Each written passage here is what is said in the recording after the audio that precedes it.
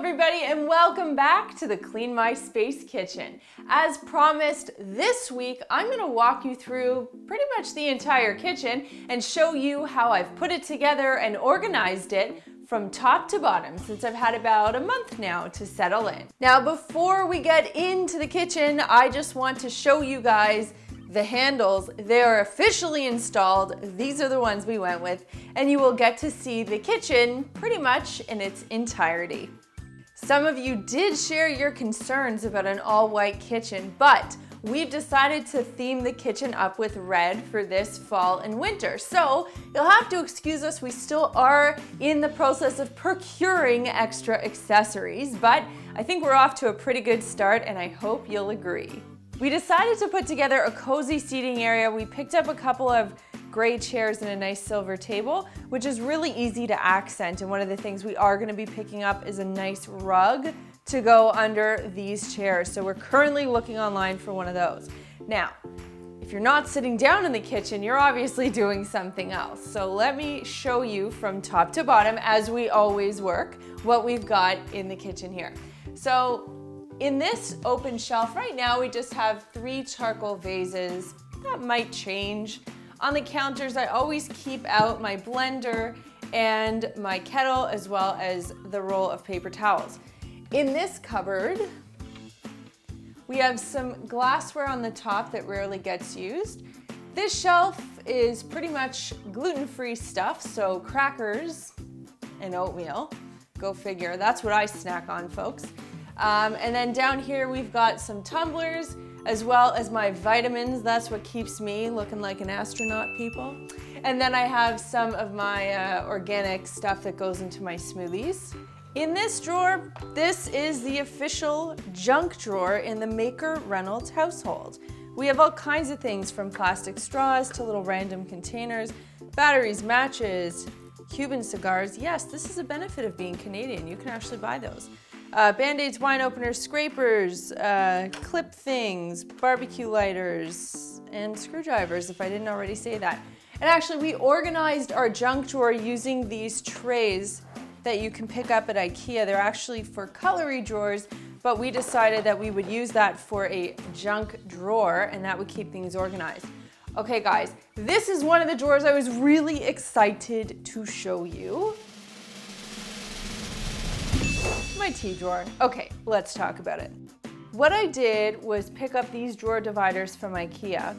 They clip into the sides of the drawer, and of course, it makes perfect sense because the drawers are from IKEA, so clearly they would design dividers that would fit right into their own drawers. Over here, I have some tea accessories.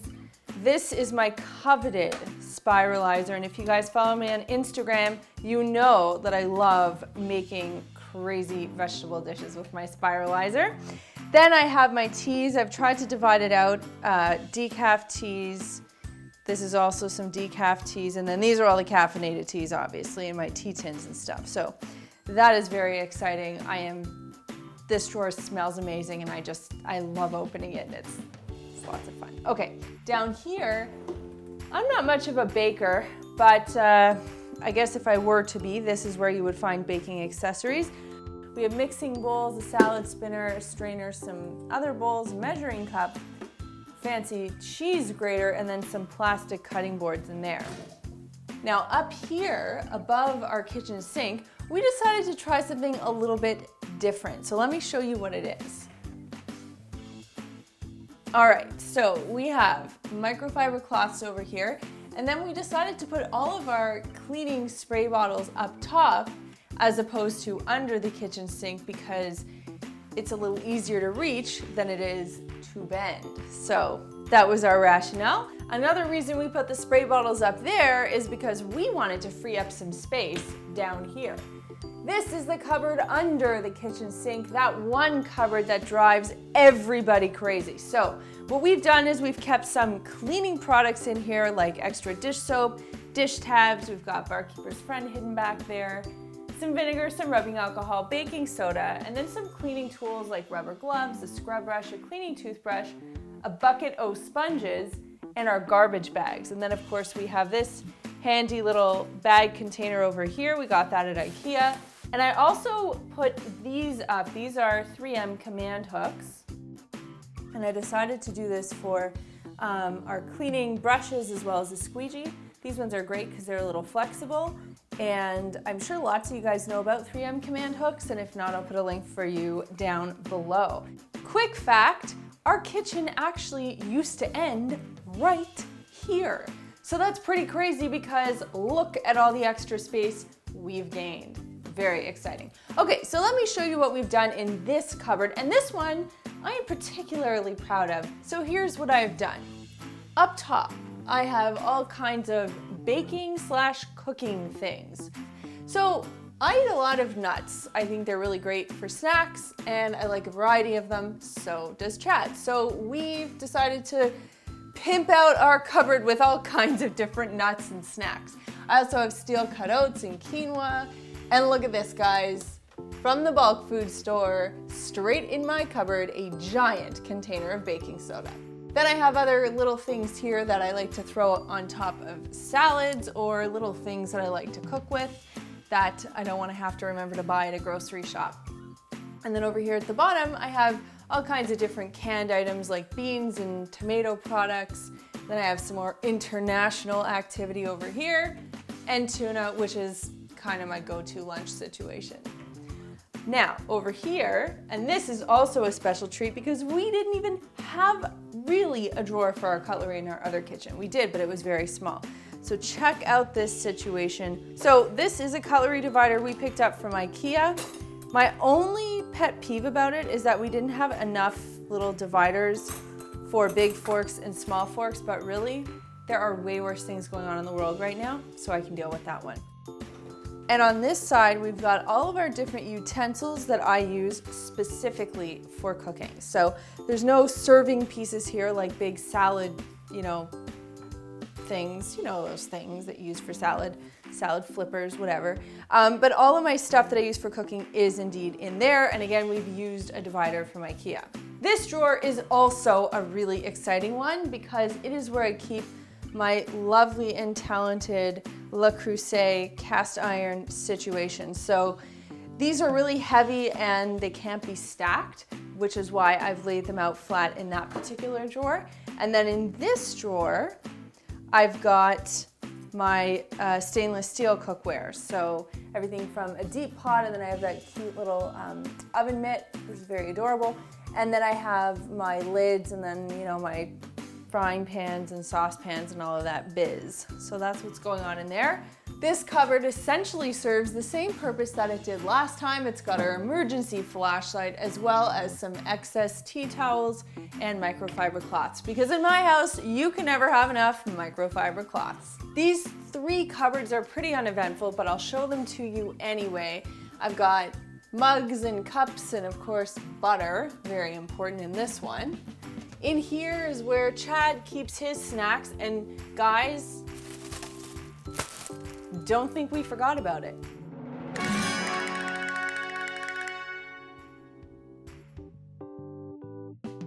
And this is another cupboard where Chad keeps some of his items.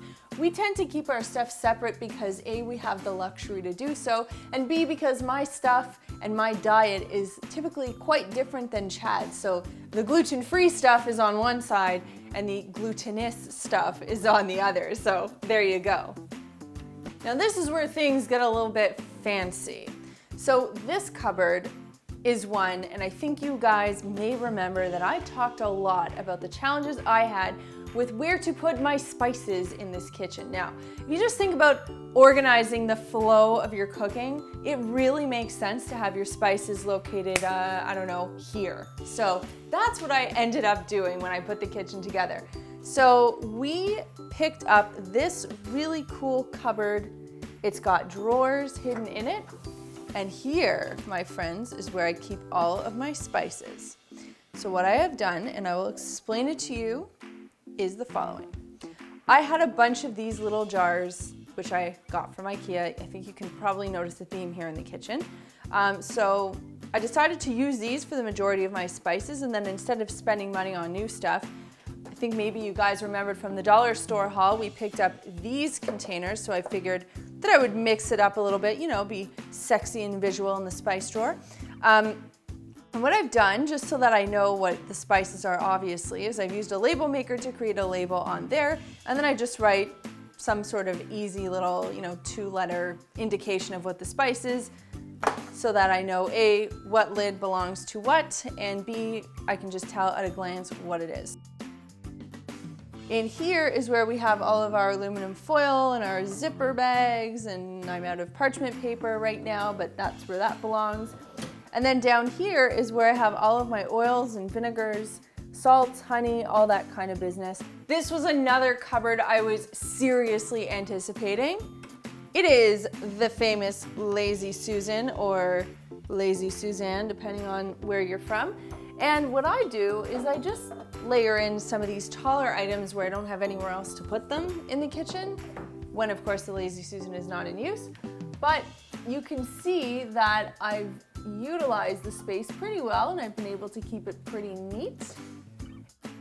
One of the cool features about this Lazy Susan situation is that we decided to put a little LED light over there, and the neat part is that this little knob activates the light. So when I close it, the light turns off. When I open it, the light turns on. And then this drawer is similar to the spice drawer, but we use this one just to keep some paper towel. This is a mandolin slicer, which is pretty fun to use. And then over here we keep, yes, spare beverages. Now up here we have just some service pieces and other things that we don't normally use, but it's a really great storage space nonetheless. And because it is sitting over the fridge, it's really deep, and that's actually quite helpful for us. For those of you who have been friends with us for a while, you will remember that my kitchen used to just have a wall over here instead of all of this action. So the reason we love this and the reason we designed the kitchen to have this in here was because obviously it opened up so much extra storage space, and we knew that putting glass cabinets up top would really help light the space and of course look a little bit more sophisticated. So what we have done is put our glasses and our fancy plates on this side, aka the ones we got for our wedding. And we've also put some red decorative accents up there. Here is our more day-to-day plates, and then we've also got some more decorative stuff. And I will just say the salt container and that painted pitcher both came from my maternal grandmother, so they are pretty old and pretty cool. And then over here, we've got our, let's call it adult only cabinet, where we have some drinking accessories and drinking products. And then of course we have some mugs and a nice serving bowl. So that's pretty much what's going on over here. We will probably do some tweaking and adjusting, take things out, put things in, but we've been here for a month in this kitchen, so this is what we got going on so far. Again, we don't have too much to put in here. We frankly built so much extra space that we're kind of looking for things to put in there. So we do have some empty drawers or some random stuff that's sort of homeless right now. So in full disclosure mode here, we've got just some napkins, exciting. In this drawer, we have some accessories and cutlery, and we need to figure out a solution for them, so that's kind of what's happening in there. And then in this drawer, we've just got all of our shelf and drawer liner that we still need to put in. Then over here, we've got these large salad bowls, which we can't really figure out where else to put. I've got mason jars. Some of them are in the dishwasher right now, which is why they look pretty sparse. And then over here, this is Molly and Paisley's favorite cupboard. Yes, they always stand over there and try to sniff and paw their way in, but they can't. And then in this one, we keep all of our containers. And I think you might remember I mentioned a while back we were trying to phase out all of our plastic containers. We just wanted to do glass containers. So that's what we've done up here. And then down here is where we keep our kitty litter. And then over here is where we keep knives. And this is my prized possession knife. So that's where that one lives. So if you ever come over and I say, grab the knife, cut me some onions, you know where to find it. And then in here, we've got the same sort of situation we had going on over there, just some homeless things that we need to figure out where they're going. And then finally in here, an empty drawer. So my lovely friends, this is my kitchen and my kitchen is your kitchen. So my question to you this week is, if you have an eye for organization, how do you think I did? And do you have any suggestions of something I could do or should do that I have missed? You guys come up with the best ideas and I love reading your comments, so please let me know down below. Now, if you're not the most organized person, but you are a fan of decor and design, I would love to also know, what do you think of what I've done with the place so far? And do you have any suggestions for something I could do? And if you're neither a decorator nor an organizer, but you still want to say hey, please let me know down below. There's a button down there that lets me know you care, so click it if you liked this video, and click this button right here to subscribe and begin your journey to a cleaner life. Thanks so much for watching, and we'll see you next time.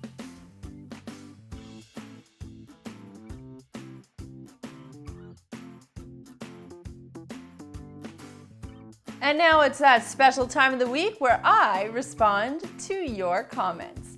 One of the comments that we got last week quite a bit, and there was quite a bit of activity on this one, was about bleach for mold. So Elaine Lynn said, I noticed something that you confirmed in this video. You don't use regular bleach. Any particular reason? Because I personally find it the most effective product to disinfect. Hope you'll answer my question, and thank you so much for your videos. Greater than sign 3, which is also a heart. Okay, so here's the deal, guys. We just don't like bleach. It's harsh, it smells bad, it can affect your skin. So we don't use it in the house. There are lots of other alternatives that you can use. It can disinfect, albeit it is not a necessarily great cleaner. Remember, a cleaner is not a disinfectant. So if you'd like to use bleach to disinfect or kill mold or mildew, you're welcome to do that. I just don't do that myself. And if you're like me and you don't like that stuff in your house, then there are lots of alternatives to bleach. Moo Cow says, come on, you're a Canuck like me. It's mold, M-O-U-L-D, not mold, M-O-L-D. Great video. Okay, guys, so yes, I live in Toronto, Ontario, Canada. I am a Canadian. I spell color, C-O-L-O-U-R. And when I respond to your comments, I'm writing in my Canadian English, unless my electronic of choice autocorrects to US spelling, which it shouldn't do, by the way. But the reason why we say mold, M-O-L-D, or spell that in the video is because the majority of our viewers are American, and it's easier for us to do that and take flack from our Canadian folks for the misspell, as opposed to taking the flack from all of our American viewers for the misspell. So it's the lesser of two evils, M-O-U-L-D. Diana Valentin says, can you do a video on cleaning shower doors that haven't been cleaned in a while? I've tried everything and I can't get them to look brand new. Well, I can't do a video on that because I don't have those, but I will try to find a place that does and give you a video for that. But in the meantime, you can try a product combination that I had talked about before, which is basically dish soap, baking soda, and a little bit of essential oils. Create a scrub, apply that on, wait 5, 10, 15 minutes, and then rinse that off or scrub that off with a soft sponge. You can give that a try. And there are some other creative things that you can do, and I will try to get a video out for you on that because I know a lot of people have asked about it. And Billy and Stitch, final comment. I find a few drops of oil of clove in a spray bottle is much more effective on mold than bleach or vinegar. Thanks for your vids, love them. And that's interesting because a lot of people do use essential oils for cleaning. I've never tried clove in a spray bottle before, but if you say it works, that's pretty awesome. And if I ever come across a bottle, I will certainly give it a try. Thanks for your great comments, guys. Love reading them, love doing this with you. I'll see you next week.